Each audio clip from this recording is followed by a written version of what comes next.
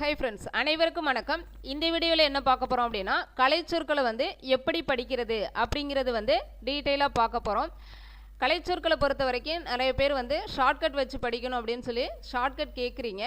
நான் shortcut create பண்ணியிருக்கேன். ஆனால் என்னுடைய ஒப்பீனியன் என்ன அப்படின்னா, ஷார்ட்கட்டை விட அந்த சொற்களை வந்து பிரித்து புரிந்து படித்தால் அது வந்து அப் டு எக்ஸாம் வரைக்கும் மறக்காது அப்படிங்கிறது என்னுடைய ஒப்பீனியன்.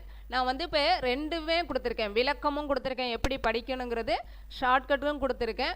நீங்கள் வந்து ரெண்டையுமே வச்சு படித்து பாருங்கள், உங்களுக்கே தோணும் ஷார்ட்கட் வேண்டாம்னு தான் சொல்லுவீங்க. ஓகே, நீங்கள் இந்த வீடியோவை ஃபுல்லாக பார்த்துட்டு உங்களுக்கு இதில் வந்து எது ஒத்து வரும் அப்படிங்கிறத நீங்களே கமெண்ட் பண்ணி சொல்லுங்கள். ஓகே, பாருங்கள்.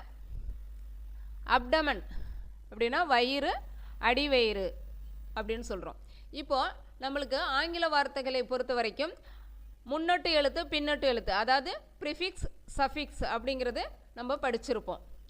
அதை பொறுத்து நம்ம பிரித்து பார்க்கலாம். இப்போ பாருங்கள், இதில் வந்து அப்டமன்கிறத அப் ப்ளஸ் டோமன் அப்படின்னு வந்து பிரிக்கலாம். இப்போ அப்புங்கிறது இந்த இடத்துல வந்து முன்னொட்டு எழுத்தாக பயன்பட்டுருக்கு. டோமன் அப்படின்னா உடலில் உள்ள ஒரு பெரிய பகுதி, அதான் வந்து வயிற்று பகுதி. இதுக்கு வந்து நம்ம வந்து ஷார்ட்கட்டை என்ன சொல்லியிருக்கோம் அப்படின்னா, அப்போ வயிறு பெருசாக டமன்னு அடிச்சிச்சுன்னா அதுதான் அடிவயிறு. அப்போ அப்படிங்கிறது அப்பு, டமன் அப்போ அப்டமன், அதான் அடிவயிறு.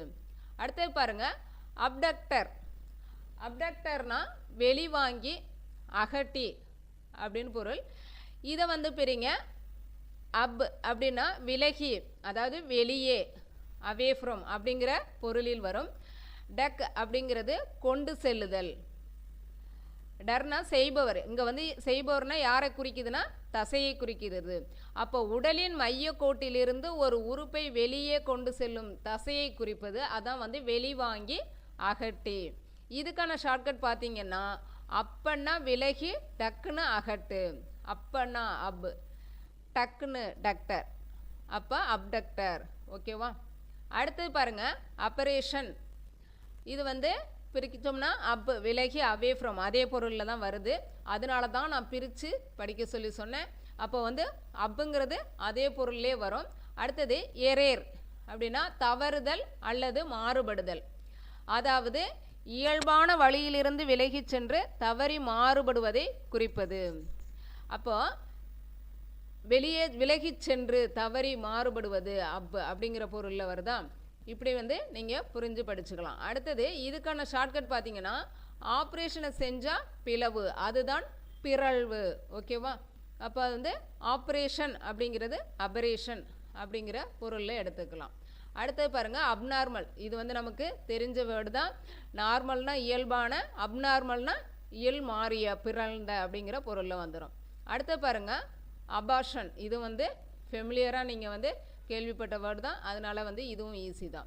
அடுத்து பாருங்கள், அபார்ட்டிவ் போலியோமைலிட்டிஸ், இளம்பிள்ளை சிதைக்கும் வாதம். அபார்ட்டிவ்னா அதாவது முழுமையடையாத, சிதைக்கப்படுதல் அப்படிங்கிற பொருள். போலியோமைலிட்டிஸ் இதை வந்து எப்படி பிரிக்கலாம்னா, போலியோங்கிறது சாம்பல் நிறம், மைலோ அப்படின்னா முதுகுத்தண்டு, ஈடிஸ் அப்படின்னா அலர்ஜி, அதாவது முதுகுத்தண்டின் சாம்பல் பகுதியில் அலர்ஜியை ஏற்படுத்தி தசைகளை செயலிழக்க செய்வதான் வந்து என்ன அப்படின்னா வாதம் அப்படின்னு சொல்கிறாங்க. அதான் வந்து இளம்பிள்ளை சிதைக்கும் வாதம். ஓகேவா? இதுக்கான ஷார்ட்கட் பார்த்தீங்க அப்படின்னா, போலியோ மாத்திரை சாப்பிடாமல் தவிர்த்தா இளம்பிள்ளைக்கு வாதம் வந்துவிடும். அதாவது போலியோ மாத்திரை சாப்பிடாமல் தவிர்த்தாள்ங்கிறது அபார்ட்டிவ் அப்படின்னா வந்து நமக்கு சிதைக்கும், முழுமையடையாததுன்னு அர்த்தம். அப்போ இளம்பிள்ளை வாதம் வந்துடும். அடுத்தது பாருங்கள், அப்ரேஷன். அப்புங்கிறது விலகி அப்படின்னு பார்த்தோமா, ரேஷன் அப்படின்னா தேய்த்தல் அல்லது உரசுதல், அதாவது தோல் விலகி செல்லுதல் தான் வந்து அந்த தோல் சிராய்ப்பு, தோற்காயம்னு நம்ம சொல்லுவோம். அப்போ அந்த விலகி செல்லுதல், அந்த தோல் விலகிறது, தேய்மானம் அடையுது, அதுதான் வந்து நமக்கு வந்து தோல் சிராய்ப்பு அல்லது தோற்காயம். இது பார்த்தீங்க அப்படின்னா ஷார்ட்கட்டு. அபி வந்து ரேஷன் கடையில் விழுந்ததால் அவளுக்கு தோல் சிராய்ப்பு வந்துடுச்சு. அப்போ அபின்னா அப், ரேஷன் அப்ரேஷன், கடையில் விழுந்ததால் அவளுக்கு தோல் சிராய்ப்பு வந்துடுச்சு. ஓகே, அடுத்தது பாருங்கள், அப்ரப்ஷியோ பிளஷண்டா. இது வந்து அப்ரப்ஷியோ அப்படிங்கிறது பார்த்தீங்கன்னா திடீரென்று பிரிதல் அல்லது விலகுதல். நம்ம அதில் உள்ள இந்த ஏபி அப்படிங்கிற அந்த வார்த்தையை பார்க்கும்போதே விலகி செல்லுதல், வெளியே போகிறது. அப்போ திடீரென்று பிரிதல். அடுத்தது ப்ளசண்ட் அப்படின்னா நஞ்சுக்கொடி. அப்போ நஞ்சுக்கொடி விலகல். ஓகேவா? இதுக்கான ஷார்ட்கட் வந்து அப்ரூவல் கொடுத்தா பிளேடு போட்டு நஞ்சை விலக்கிடலாம். அப்ரூவல் அப்ரோப்ஷியோ, பிளேடு ப்ளசண்டா. ஓகேவா?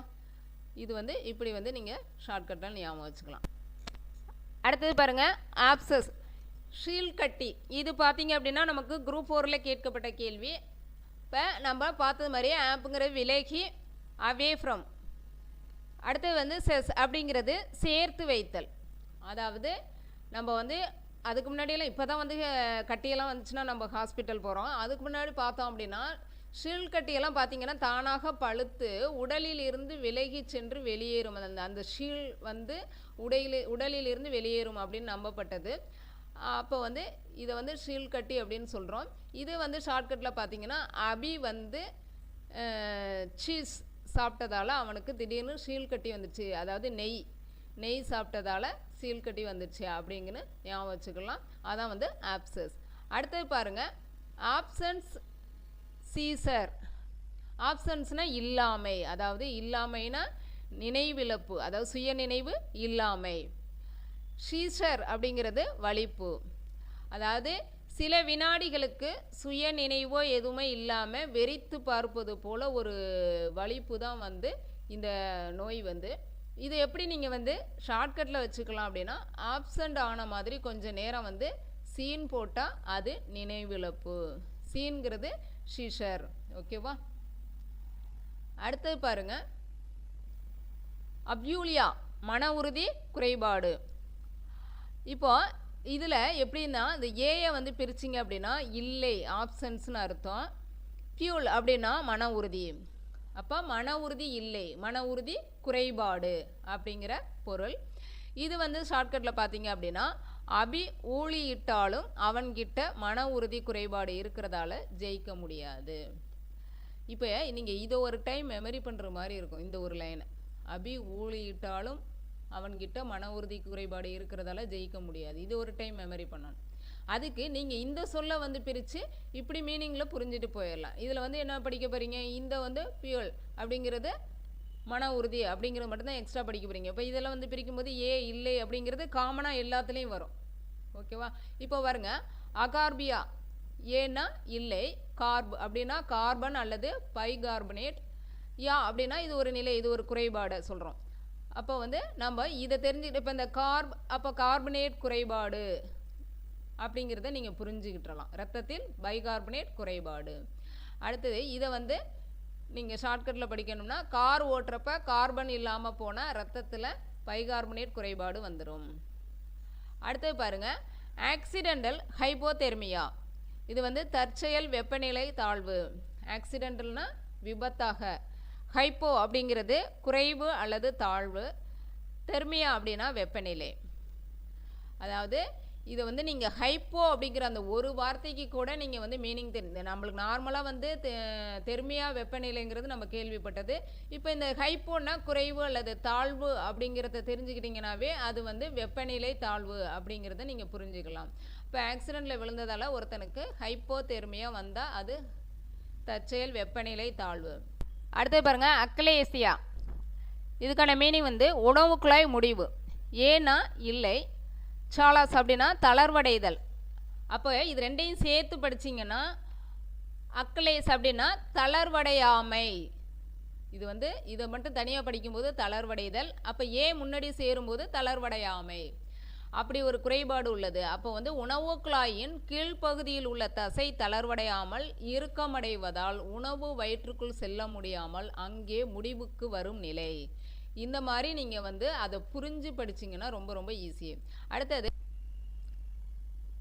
அடுத்து அக்லேசியா கார்டியா, உணவுக்குழல் கீழ்முனை சுருக்கம்.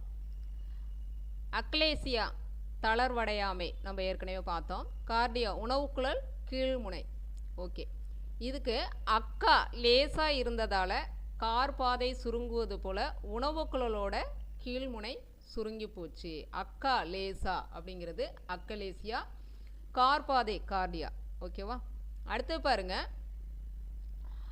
அகாண்ட்ரோபிளாஸ்டிக் டுவார்ஃபிசம், அதாவது குருத்தெலும்பு திசு குறை வளர்ச்சிக்குள்ள நிலை. இதை பிரிச்சிங்க அப்படின்னா ஏ ப்ளஸ் காண்ட்ரோ. ஏன்னா இல்லை, காண்ட்ரோனா குருத்தெலும்பு, பிளாஸ்டிக்னா வளர்ச்சி, அதாவது குருத்தெலும்பு வளர்ச்சி இல்லாத, அப்படி படிச்சுக்கணும். குருத்தெலும்பு வளர்ச்சி இல்லாத, டுவார்ஃபிசம் அப்படிங்கிறது குள்ளநிலை, வளர்ச்சி இல்லாத குள்ளநிலை. அப்போது நீங்கள் அந்த ஏங்கிறது புரிஞ்சுக்கிட்டிங்கனாவே இதில் உங்களுக்கு ஈஸியாக அடிக்க முடியும். அடுத்து பாருங்கள், இதுக்கான ஷார்ட்கட்டு அக்காவுக்கு, அக்கா அப்படிங்கிறபோது அகாண்ட்ரோ பிளாஸ்டிக் சர்ஜரி பண்ணினதில் ஆட்டிசம் போல் குள்ளநிலை குறை வளர்ச்சி வந்துடுச்சு. அடுத்தது பாருங்கள், அக்ரோமா. அக்ரோமானா இப்போ ஏ ப்ளஸ் குரோமா, அப்போ ஏங்கிறது இல்லை, குரோமானா நிறம், அப்போ நிறமின்மை, அதான் வெள்ளூருமம் இயல்பு நிறமின்மை வெளிர் தோல் நோய். இப்போ இதை ஷார்ட்கட்டில் உப்புமா வெள்ளை நிறம், அப்போ உப்புமா குரோமா, அந்த ரைமிங்காக வருதா, உப்புமா குரோமா. அடுத்தது அக்ரோமேட்டிசம், இதுவும் நிறமின்மை வெளிர்த்தன்மை தான்.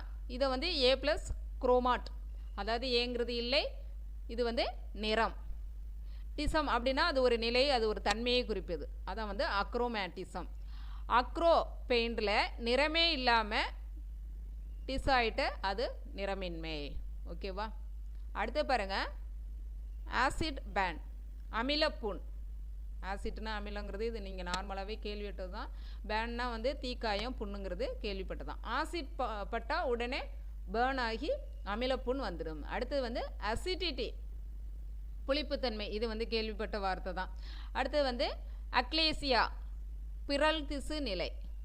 அப்போ ஏ ப்ளஸ் கிளாசிஸ், சரியாக உருவாவது தான் கிளாசிஸ்னா. அப்போ அக்லேசிஸ் அப்படிங்கும்போது சரியாக, அதாவது இயல்புக்கு மாறாக பிறழ்ந்து காணப்படுவது, அதான் பிறல் திசை நிலை.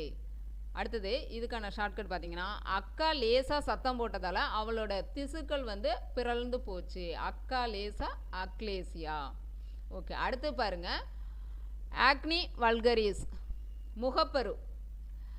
இது எப்படின்னா நார்மலாக 13 வயதினருக்கு ஏற்படும் வழக்கமான முகப்பரு.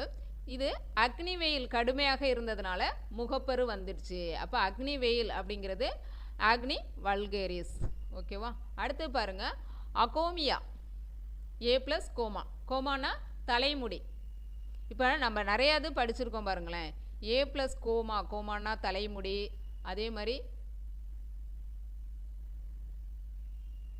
ஏ ப்ளஸ் குரோமேட், குரோமேட்னா நிறம். அது மாதிரி நம்ம அப்போ அந்த கோமா அப்படிங்கிறது தலைமுடி, குரோமேட் அப்படின்னா நிறம், அப்படிங்கிற மாதிரி நீங்கள் ஞாபகம் வச்சுக்கலாம். அப்போ தலைமுடி இல்லாமை, அதான் தலை வழுக்கை. அப்போ அக்கா தலைக்கு கோமியம் போட்டதால் தலை வழுக்கை ஆயிடுச்சு. அக்கான்னா அக்கோ, அப்போ கோமியம் அப்படின்னா கோமியா, அக்கோமியா. அடுத்தது பாருங்கள், அகண்டோசிஸ், மேற்தோல் திசு தடிப்பு. அப்போ அகண்டோ அப்படின்னா தடித்தல், ஓசிஸ் நோய் நிலை. அக்காவும் தோஸ்தும் டான்ஸ் ஆடினதால் அவங்க மேற்தோல் திசு தடிச்சு போச்சு. அக்கானா அக்கா தோஸ்து, ரெண்டையும் சேர்த்திங்கன்னா அகண்டோசிஸ். ஓகேவா? அடுத்து பாருங்கள், அகோரியா, இரைப்பை நிறை உணர்விழப்பு, ஏ ப்ளஸ் கோர். அப்போ கோர்னா இரைப்பை நிரம்பி இருத்தல். அப்போ அகோரியா அப்படின்னு வரும்போது இரைப்பை நிறை உணர்விழப்பு அப்படின்னு வரும். அப்போ இது எப்படி ஷார்ட்கட்டில் ஞாபகம் வைக்கலாம்னா, அக்கா கோழி சாப்பிட்டதுனால இரைப்பை, கோழி சாப்பிட்டும் இரைப்பை நிறையவில்லை, அப்போ அக்கா கோழி அப்படிங்கிறது அகோரியா. அடுத்து அக்யூஸ்டிக் மியேட்டஸ், செவிப்பறை. அக்யூஸ்டிக்குங்கிறது ஒலி அல்லது கேள்வி செவிப்பறை. மியேட்டஸ் அப்படின்னா கால்வே அல்லது துவாரம், அதாவது நம்ம ஒலி கேட்கக்கூடிய அந்த துவாரம் தான் செவிப்பறை. ஓகே, அடுத்தது இது அக்காவுக்கு செவியில் சத்தம் வந்தால் அது மீட்டர் அளவுக்கு போய் செவிப்பறையை அடிக்கும். மீட்டர்னா மியேட்டஸ் அப்படிங்கிறது ஞாபகம் வந்துடும். அக்காங்கையில் அக்யூஸ்டிக் அப்படிங்கிறது ஞாபகம் வந்துடும். அடுத்தது அக்ரேஷியா. அக்ரேஷியா ஏ ப்ளஸ் கிரேஷியா அப்படின்னு பிரிக்கும்போது அப்போ இது வந்து வலிமையை குறிக்குது. அப்போ முன்னாடி ஏ சேரும்போது வலிமை இல்லை, அப்போ வலுவிழப்பு. ஓகேவா? அக்காவுக்கு ரேஷனில் சண்டை வந்ததால் அவளுக்கு வலுவிழந்து போச்சு. அடுத்து வந்து அக்ரிஷியா. இது வந்து அக்ரேஷியா, இது வந்து அக்ரிஷியா. நோய் முதல் அறியாமை. அதாவது பாருங்கள், இது வந்து ஏ ப்ளஸ் கிரேசியா, ஏ ப்ளஸ் கிரிஷியஸ். அது மாதிரி நம்ம ஏற்கனவே பார்த்தோம் ஏ ப்ளஸ் கோமா, ஏ ப்ளஸ் கோர், ஏ ப்ளஸ்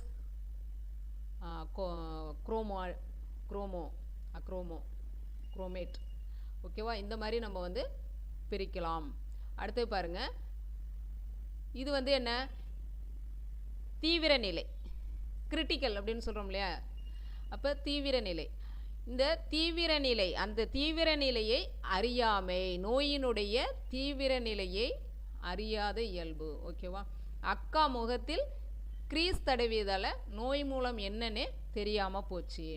ஓகேவா? அடுத்தது வந்து அக்ரோ ஆர்த்தரைட்டிஸ், அதாவது கடும் மூட்டு அலர்ஜி. அக்ரோ வெளிப்பகுதி பார்த்தோம் இல்லையா? ஆர்த்தரைட்டிஸ் அப்படின்னா மூட்டு அலர்ஜி. அதாவது இதை கூட நம்ம பிரிக்கலாம். ஆர்த்தர் ப்ளஸ் இட்டிஸ் அப்படின்னு பிரிக்கலாம். பிரித்தோம்னா ஆர்த்தர் அப்படின்னா மூட்டு, இடிஸ் அப்படின்னு பிரிக்கும்போது அலர்ஜி அப்படின்னு பிரிக்கலாம். அப்போ அக்ரோ டான்ஸ் ஆடினதுனால ஆர்த்திக்கு ரொம்ப கடுமையான மூட்டு அலர்ஜி வந்துருச்சு. ஓகே. அடுத்தது வந்து அக்ரோ சையனோசிஸ். அக்ரோனா வெளிப்பகுதி, சையனோனா நீல நிறம், ஓசிஸ்னா நோய், ஒரு நிலை தன்மையை சொல்வது. அப்போது அக்கா சைக்கிள் ஓட்டாமல் இருந்ததால் வாதை நோய் வந்துருச்சு. அப்போ அக்கா சைக்கிள், இந்த சை இருக்கு இல்லையா, சையனோவில் சை இருக்கு இல்லையா, அது சைக்கிள்னு வச்சுக்கிறோம். அக்கா அக்ரோ. அப்போ அக்கா சைக்கிள், அக்ரோ சையனோசிஸ், ஓட்டாமல் இருந்ததுனால வாதை நோய் வந்துருச்சு. அடுத்தது பாருங்கள், அக்ரோமெகலி, அங்கபாரிப்பு, பிறல் பெருக்கம். அக்ரோ வெளி அங்கம், மெகலி அப்படின்னா பெருக்கம். அதாவது இது மெகானாவே பெருக்கம்னு உங்களுக்கு தெரியும், அதிகமாக அப்படின்னு. அக்ரோனா வெளி, அப்போ அங்கபாரிப்பு. ஓகேவா? அப்படி படிச்சுக்கலாம். அடுத்தது வந்து அக்ரோமேகி, பெரிய பாக்கெட் சாப்பிட்டதுனால அங்கமெல்லாம் பூரிச்சு போச்சு. அப்போ அக்ரோமேகி அப்படின்னா அக்ரோமெகாலி, பெரிய பாக்கெட் சாப்பிட்டதால அங்கமெல்லாம் பூரிச்சு போச்சு. அங்கபாரிப்பு, அங்கம் எல்லாம் பூரிச்சு, அப்போ அங்கபாரிப்பு. பெருக்கம், பிறல் பெருக்கம். ஓகேவா? அடுத்து பாருங்க, ஆக்டினோ மைக்கோசிஸ் ஆஃப் ஜா, அதாவது தாடையில் கதிர் பூஞ்சை. ஆக்டினோ அப்படின்னா கதிர், மைக்கோ அப்படின்னா பூஞ்சை, சிஸ்னா ஒரு நோய் நிலையை குறிப்பிடுவது, ஜான்னா தாடை. அப்போ ஆக்டினோ மைக்கோசிஸ் ஆஃப் ஜா. அடுத்தது பாருங்கள், இது ஷார்ட்கட் எப்படின்னா, மைக்கு பிடிச்சி ஆக்ஷன் பண்ணதில் தாடை வலிச்சு கதிர் பூஞ்சை வந்துடுச்சு. அப்போ மைக்கு பிடிச்சி ஆக்ஷன், மைக்கு இந்த பாருங்கள் எம்ஒய்சி, மைக்கு பிடிச்சி ஆக்ஷன் பண்ணதில், அப்போ ஆக்ஷன் மைக்கோசிஸ், தாடை வலிச்சு, தாடை ஜா வலிச்சு கதிர் பூஞ்சை வந்துடுச்சு. ஓகே. அடுத்து பாருங்கள் அக்யூட். அந்த அக்யூட்டுங்கிற வார்த்தையை வச்சு நிறைய டிசீசஸ் வரும். அப்போ அக்யூட் அப்படின்னா கடும், உச்ச, உடனடி, முனைப்புறு, குறுங்காலம், இத்தனை மீனிங் இருக்குது. அது வந்து ஒரு கடுமையான நோய் நிலை, திடீர்னு வந்த கடுமையான நோய் நிலை, உச்சக்கட்ட நோய் நிலை, உடனடி நோய், அதாவது முனைப்புறு, அதாவது எமர்ஜென்சிங்கிற மாதிரி உள்ள நோய் நிலைகள் அக்யூட், திடீர்னு வந்தது அப்படிங்கிற மாதிரி. அது வந்து இதுக்கு ஷார்ட்கட் பார்த்தீங்க அப்படின்னா, அக்யூரேசியாக இருக்கிறது உச்சநிலை, அப்படி இல்லைன்னா அது கடுமையான உடனடி நிலை. அக்யூரேசியாக இருக்கிற அக்யூரேசி அப்படிங்கிறது அக்யூட், இருக்கிறது உச்சநிலை, உச்சம். இல்லைன்னா கடுமையான உடனடி நிலை, கடும், உடனடி, முனைப்புறு, குறுங்காலம், இதெல்லாம் இதில் வந்துடும். அடுத்து பாருங்கள் அக்யூட் சர்க்குலேட்டரி ஃபெயிலியர், குறுங்கால இரத்த சுற்றோட்ட திறன் இழப்பு. அக்யூட்னா கடும் சொன்னோமா, பார்த்தோமா, சர்க்குலேட்டரி இரத்த சுற்றோட்டம், ஃபெயிலியர் திறன் இழப்பு. ஓகே. கடுமையான குறுங்கால, இல்லைன்னா கடுமையானன்னு எடுத்துக்கலாம், குறுங்காலன்னு சொல்லலாம்னு சொன்னால் குறுங்கால இரத்த சுற்றோட்ட திறன் இழப்பு. அதாவது அக்யூரேசியாக சர்க்குலேட் ஆகலை அப்படின்னா, ஃபெயிலியர் ஆணுச்சுன்னா இரத்த சுற்றோட்ட திறன் இழப்பு ஏற்படும். அடுத்து பாருங்கள் அக்யூட் ஆர்த்தரைட்டிஸ், கடும் மூட்டலர்ச்சி, முனைப்புமிகு மூட்டலர்ஜி. அப்போ அக்யூட்னா கடும் அல்லது முனைப்பு மிகு பார்த்துட்டோம். ஆர்த்தரைட்டிஸ் நம்ம பல டைம் பார்த்துட்டோம், மூட்டு அலர்ஜினா. அப்போ இது ரிப்பீட் ஆகுதா? அப்போ அக்யூரசி இல்லாததுனால ஆர்த்திக்கு ரொம்ப ஆர்த்தினா ஆர்த்தரைட்டிஸ் ரொம்ப கடுமையான மூட்டு அலர்ஜி வந்துருச்சு. அடுத்தது பாருங்க, அக்யூட் கட்டாரல் கான்ஜங்டிவைட்டிஸ், அதாவது முனைப்புறு நீர்க்கோப்பு படல அலர்ஜி. அக்யூட்னா நம்ம பார்த்தோம் திடீரென கடுமையாக, கட்டாரல் அப்படின்னா நீர்க்கோப்பு, கான்ஜங்டிவைட்டிஸ் படல அலர்ஜி. இப்படி நீங்கள் பிரித்து படிக்கும்போது ஈஸியாக இருக்கும். இப்போ அக்யூரஸியாக கண்ணை கலட்டி பார்த்தா முனைப்பாக நீர்க்கோப்பு படல அலர்ஜி வந்துருச்சு. அக்யூரஸியாக கரெக்டாக அக்யூரேட்டாக, அப்போ அக்யூட்.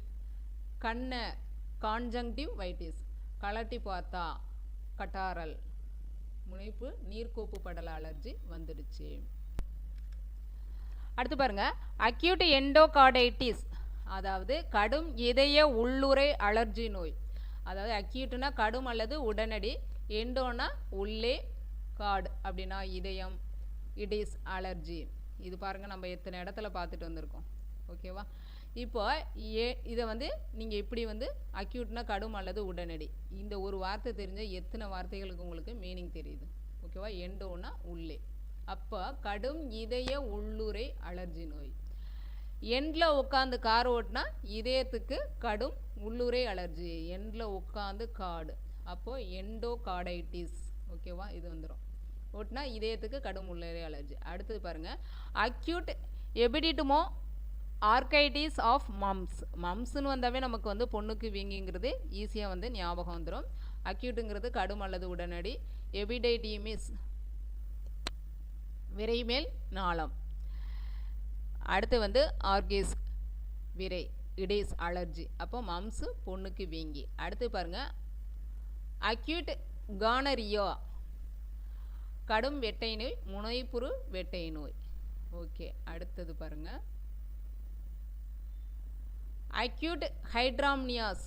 அக்யூட்னா முனைப்புறு அல்லது கடும், ஹைட்ரா நீர், அம்னியாஸ் பனிக்குடம். ஹைட்ரானா நீர். இந்த ஹைட்ராங்கிற வார்த்தையை வச்சு நீங்கள் வந்து முனைப்புறு நீர் பெருக்கம், ஹைட்ரானா நீர் அப்படிங்கிறத மைண்டில் வச்சுக்கலாம்.